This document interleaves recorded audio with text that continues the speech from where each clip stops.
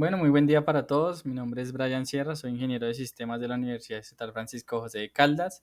A continuación voy a hacer la presentación de la ponencia titulada Comparación de redes neuronales profundas y ANFIS para la predicción de rendimiento de cultivos de maíz. Como coautores tenemos al doctor en ingeniería Julio Barón Velandia y al máster Sebastián Camilo Vanegas Ayala. Nosotros hacemos parte del grupo de investigación Interoperabilidad Tecnológica y Semántica de esta misma universidad para cualquier información adicional.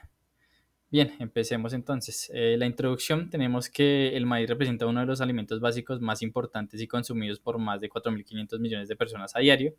Es altamente relevante dado su contenido calórico y adaptabilidad ambiental. Además, según las predicciones realizadas por diversos estudios y el crecimiento notable de la población humana, su demanda aumentará considerablemente en los próximos años. En Colombia, este alimento representa el 9% del suministro diario de calorías, sin embargo, el 74% de su demanda es cubierto con importaciones. Esto se debe en gran parte al aumento progresivo de su consumo y las malas prácticas en cuanto a la gestión de cultivos se refiere. Garantizar la producción efectiva de maíz con alto rendimiento requiere de políticas preventivas basadas en información que se obtienen comúnmente a través de la toma de decisiones orientadas por modelos de datos predictivos. La estimación del rendimiento de cultivos es una tarea de suma importancia para la seguridad alimentaria. Con esta información, digamos que los agricultores, las organizaciones comerciales de mejoramiento y las agencias gubernamentales toman decisiones guiadas para permitir gestiones adecuadas de cosechas. En el caso de los cultivos de maíz, la estimación de su rendimiento facilita conocer su respuesta a diferentes tensiones ambientales y de esta forma proporcionar información relevante para su gestión en un entorno de agricultura sostenible. Con esta información, la predicción de rendimiento se convierte en una herramienta vital para adaptar nuestras prácticas agrícolas a condiciones climáticas cambiantes. En términos generales, el cambio constante a nivel espacial y temporal de los entornos de siembra, así como la interacción constante entre factores, produce efectos altamente complejos y no lineales que en la práctica dificultan la tarea de proporcionar estimaciones precisas. Para lograr predicciones acertadas, se requiere contar, en este caso, con información asociada a las variables del territorio y más precisamente con modelos capaces de capturar esta información. Una acción es utilizar algoritmos de aprendizaje profundo como DNN, los cuales emplean múltiples capas de procesamiento para revelar precisamente relaciones ocultas entre datos, lo que resulta en una predicción más precisa y detallada. Otra opción es utilizar un enfoque interpretativo como ANFIS, que ofrece una visión más comprensible de cómo las variables climáticas influyen en el rendimiento de los cultivos.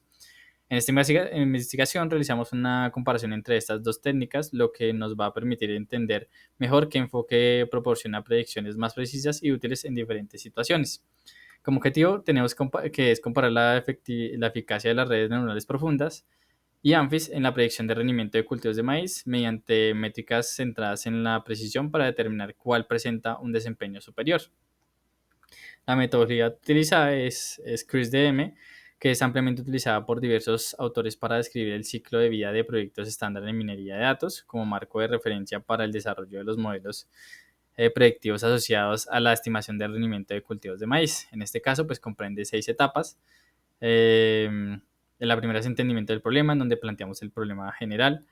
Luego entendimiento de los datos, en donde hacemos la búsqueda de los datos asociados a la predicción. Luego la preparación de los datos, en donde hacemos todo ese tratamiento para que los datos puedan ser utilizados por los modelos. Luego está el modelado, en donde se realiza la configuración de los modelos y se entrenan. Posteriormente está la evaluación, en donde realizamos la evaluación de esos modelos en cuanto a métricas de desempeño. Y finalmente el despliegue, en donde elegimos el modelo con mejor desempeño. En cuanto a resultados, tenemos en primer lugar los conjuntos de datos. Tenemos dos conjuntos de datos: el conjunto de datos climático, que se obtuvo del Instituto de Hidrología y Meteorología y Estudios Ambientales de Colombia, IDEAM. Y por otro lado, tenemos el conjunto de datos de rendimiento obtenido del Ministerio de Agricultura y Desarrollo Rural, cada uno con una cantidad de registros y periodicidad diferente y cantidad de variables diferentes. En primer lugar, lo que se hizo fue una revisión de investigaciones relacionadas para reducir la cantidad de variables que teníamos en el estudio. Como teníamos 20 variables para el conjunto de datos climáticos, lo que hicimos fue realizar una revisión para la frecuencia de utilización de estas variables en otras investigaciones, y el resultado nos indicó que la precipitación, la temperatura máxima, la temperatura mínima, presión de vapor y temperatura promedio fueron las variables con mayor frecuencia de utilización en investigaciones relacionadas con el caso de estudio, y fueron las que se utilizaron para esta investigación. Luego hicimos la transformación del conjunto de datos. En primer lugar, ajustamos la periodicidad del conjunto de datos climático, pasando una periodicidad diaria de una a semestral. Esto nos redujo el conjunto de datos a 10.225 registros. Luego se hizo la integración de conjuntos de datos por departamento, municipio, año y periodo, pasando a tener 6.426 registros y 6 variables. Luego se calculó el índice Z-score por atributo para identificar valores anómalos, pasando a tener menos 305 registros, y luego se normalizó el conjunto de datos, obteniendo un fragmento, el conjunto de datos como se ve en el fragmento de la parte derecha. Luego se hizo la configuración de los modelos predictivos. En primer lugar, el modelo de red neuronal profunda, con 5 neuronas en la capa de entrada, 7 capas ocultas densamente conectadas con 1024, 512, 256, 128, 64, 32 y 16 neuronas respectivamente, factor dropout 0.1, tamaño del lote 16, función de optimización Adam, función de activación ReLU, función de pérdida mean score error y 1500 épocas de entrenamiento. En el caso de AMFIS se configuraron 15 conjuntos difusos, la función de membresía gaussiana, tipo de modelo subgeno multivariado con clúster difuso, 243 reglas, 0.1 en la tasa de aprendizaje, weighted average como método de difusificación y 1500 épocas de entrenamiento. Los resultados indicaron que DNN obtuvo el mejor desempeño con una precisión del 92.33% en comparación con el modelo ANFIS, que obtuvo una precisión de 87.26%.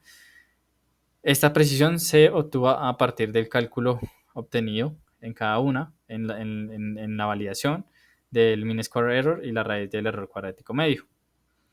En términos generales, eso es un buen resultado. El modelo del caso de estudio quedó en cuarto lugar, digamos que clasificando todos los resultados obtenidos en todas las investigaciones revisadas. Está muy por encima del promedio, que es 88% de precisión, y cerca al mayor porcentaje obtenido en precisión, que es a través de un modelo de red neuronal convolucional que obtuvo 93.97%. Como conclusiones, tenemos que las redes neuronales profundas presentaron mayor precisión en la estimación del rendimiento de cultivos de maíz, obteniendo un mean square error de 0.00588 y un valor de precisión del 92.33%, en comparación con ANFIS, que obtuvo un MSE de 0.01624 y un valor de precisión del 87.26%. La selección de atributos en función de su frecuencia de uso permitió descartar factores menos relevantes o fácilmente explicables por otros, simplificando la preparación y el análisis de los datos. Esto condujo a un conjunto de datos con los atributos necesarios para facilitar su procesamiento en los modelos predictivos. El desempeño del modelo propuesto es destacable al superar el promedio de precisión de investigaciones relacionadas en el caso de estudio. Además, se acerca significativamente al modelo con mayor precisión en la predicción del rendimiento de cultivos de maíz. La elección de DNN como base para el modelo predictivo fue fundamental, ya que su capacidad para identificar características complejas y no lineales resultó altamente efectiva. En cuanto a las referencias, aquí se destacan referencias por parte de trabajos de investigación realizados en el Medio Oriente y Asia, básicamente, y los más destacables son los de Kaki y Kubata, que son los que más han aportado, digamos, en este ámbito con modelos distintos para la predicción del rendimiento de cultivos de maíz. Y bien, esto sería todo. Muchas gracias por su atención. Aquí se encuentra el correo del grupo de investigación en tex@digital.edu.co, y cualquier duda o comentario nos pueden comunicar ahí. Muchas gracias.